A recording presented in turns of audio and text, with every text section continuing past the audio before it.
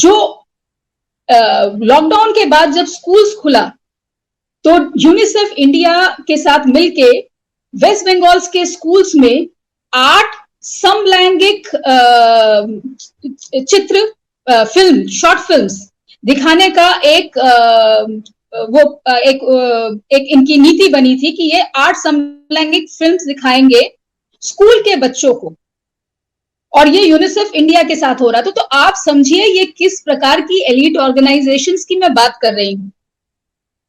तो ये जो मीडिया हाउसेस है या जो लॉबीज जो ग्रुप है, उनको ये सारी चीजें कौन दे रहा है, और ये लोग बहुत स्ट्रांग हो जाते हैं।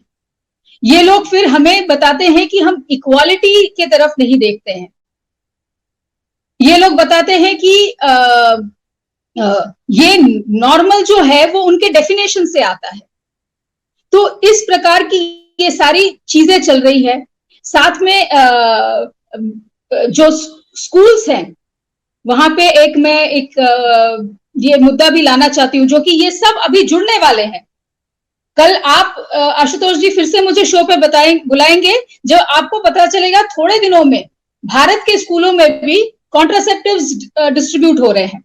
बिकॉज ये लीगल एज ऑफ सेक्स का जो कम करने की बातें कर रहे हैं, तो वो जो कम करने की बात कर रहे हैं आज 16 साल कर रहे हैं, और 16 साल 18 साल 16 साल से 18 साल के बच्चे कहां पढ़ते हैं? स्कूल में पढ़ते हैं। अगर इस एज को आप कम करेंगे तो क्या होगा? टीनेज प्रेगनेंसीज बढ़ेंगी। टीनेज प्रेगनेंसीज बढ़ेंगी तो क्या होगा? ये बोलेंगे कि माँ बाप अगर अपने बच्चों को ऐसे टाइम पे डांटते हैं तो ये वो गलत काम कर रहे हैं, ये दुष्कर्म है अगर वो अपने बच्चों को डांट रहे हैं। तो ऐसे बच्चों को एक पॉक्सो एक्ट का जो ये अभी वो निकाला है इन्होंने, उसके हिसाब से है कि जो चाइल्ड सपोर्ट है, हाँ, फिर उसमें मनोविज्ञान इन्वॉल्व करेंगे कि आप डिप्रेशन में अपने बच्चों को डाल रहे हैं, आप बच्चों को कुछ करने कॉन्ट्रासेप्टिव्स डिस्ट्रीब्यूट करेंगे ये स्कूल्स में आशुतोष जी, और बिना पेरेंट्स को पूछ के। जैसे आज की डेट में आयरन की गोलियां दी जा रही है स्कूल्स में, डीवर्मिंग की गोलियां दी जा रही है, लगवाने के लिए बच्चों को बोला लगवा देते हैं, माँ बाप से पूछते तक नहीं है। इनफैक्ट इन्फॉर्म्ड कंसेंट के नाम पे भी क्या होता है, एक चिट्ठी जाती है ज्यादा से ज्यादा माँ बाप को, हम लोग इस दिन एक लगाने वाले हैं और आप अपना कंसेंट दे दीजिए। क्या उनको इन्फॉर्म्ड कंसेंट के तहत पे क्या उनको बताया जाता है कि उसका साइड इफेक्ट्स क्या है? और ये जो गोलियां दी जा रही है, आयरन की गोलियां दी जा रही है, या मैंडेटरी फूड फोर्टिफिकेशन जो हो रहा है, माँ बाप को बताया जा रहा है कि जो मिड डे मील में जो उनको खाना खिलाया जा रहा है वो मैंडेटरीली फोर्टिफाइड है वो खाना। तो इस प्रकार से ये जो वेस्ट में ऑलरेडी इन ऑर्गेनाइजेशंस ने अपना एक छाप और एक स्ट्रक्चर बना दिया है, वो सडनली एक 100 की स्पीड से, 100 टाइम्स की स्पीड से इंडिया में लागू हो रहा है, हर सेक्टर में लागू हो रहा है। तो अगर आप ये भी देखें आशुतोष जी, जो नाम है हमारा इम्यूनाइजेशन प्रोग्राम का जो 2014 में शुरू किया गया, उसका नाम है मिशन इंद्रधनुष। जब प्राइड मंथ सेलिब्रेट किया गया तो आपने देखा होगा हर पॉलिटिकल पार्टी ने रेनबो कलर लगाया, कितने सारे ऑर्गेनाइजेशंस में रेनबो कलर लगाया, प्राइड मार्च की सराहना की। तो ये जो इंद्रधनुषी संस्कृति है, संस्कृति तो नहीं है, ये एक इंद्रधनुषी जो प्रोपोगेंडा है, ये हमारे समाज में पुश करने की बहुत बड़ी कोशिश है। मुझे अगर कोई पर्सनली बोले कि मुझे कोई प्रॉब्लम नहीं है कोई अपनी जिंदगी में क्या कर रहा है, एक मैच्योर्ड एडल्ट अगर कर रहा है, पर अगर आप बच्चों को ये करे और ये बोले कि ये नॉर्मल है, तो जी नहीं, मैं इसको बिल्कुल नॉर्मल नहीं मानती हूं, ये एबनॉर्मल है। आप लोग उनको ब्रेन वॉश कर रहे हैं, आप लोग माँ बाप से उनके बच्चों को पालने का राइट छीन रहे हैं। जो मैं अभी बता रही थी 2 दिन पहले, एक पॉक्सो एक्ट के अंदर एक वर्डिक्ट आया कि अगर कोई चाइल्ड अगर अब्यूज का अगर शिकार होता है तो स्टेट जो है वो उसको सपोर्ट देगी, माँ बाप के पास वो बच्चे नहीं रहेंगे, स्टेट के सपोर्ट के अंडर में वो बच्चे आ जाएंगे।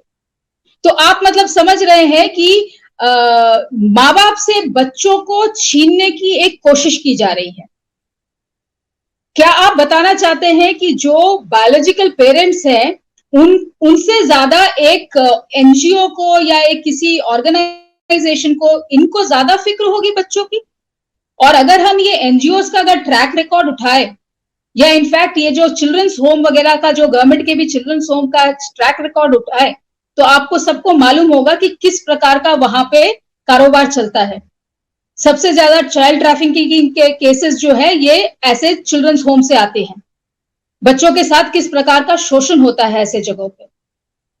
तो एक जैसे ये आपको ये सागरिका चक्रवर्ती वाला केस भी, हाँ नहीं सुमिता, मैं अब इसका दूसरा पक्ष हम ये देख रहे हैं कि ये बात तो स्थापित हो गई कि एक पूरा गिरोह है जो भारत की संस्कृति के साथ खिलवाड़ करना चाहता है और भारत को ध्वस्त करना चाहता है सांस्कृतिक रूप से।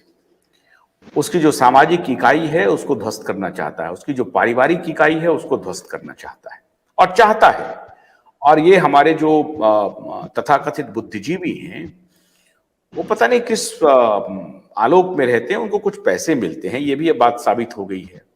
एनजीओ के बहाने से या किसी और तरीके से उनको पैसे मिलते थे। अब उस पर भी अभी रोक लग रही है, धीरे धीरे रोक लगाया जा रहा है क्योंकि वो एक्सपोज भी हो रहे हैं।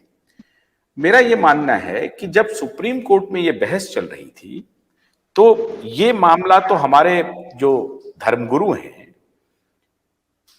चाहे वो इस्लाम के हों, चाहे बुद्धिज्म के हों, चाहे सिखिज्म के हों, चाहे जैन के हों, चाहे क्रिश्चियनिटी हो, और फिर सनातन तो है ही है, ये सभी धर्मावलंबी जो थे, जो धर्मगुरु जो थे, उन धर्मगुरुओं ने इस पर बहुत स्ट्रांग आपत्ति क्यों नहीं जताई, क्यों हमको सड़कों पर कोई मार्च नहीं दिखा।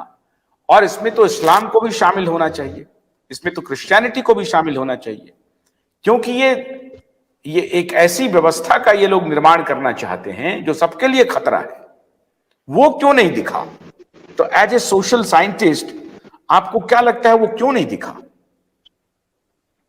वो दिखेगा भी नहीं। जिस प्रकार से हमें मीडिया, ना कोई पॉलिटिकल ऑपोजिशन पार्टीज, जब अभी 2020, 21, 22 के जो जिस प्रकार का टिररी चला, उस टाइम पे जैसे इन लोगों ने एकदम मौन साध ली, उसी प्रकार से इसमें भी हमें इनकी चुप्पी नजर आएगी। और कुछ धर्म जो है वो अपने लोगों को सावधान करते आ रहे हैं, वो अपने बच्चों को सावधान करते आ रहे हैं। लेकिन हमारा हिंदू धर्म ऐसा है जहां पे कई लोग ऐसा समझते हैं कि हम लोग बहुत मॉडर्न हैं। लोग मॉडर्निटी का जो डेफिनेशन है उसको बहुत गलत तरीके से लिया हुआ है। लोग सोचते हैं वोक होना मॉडर्निज्म है।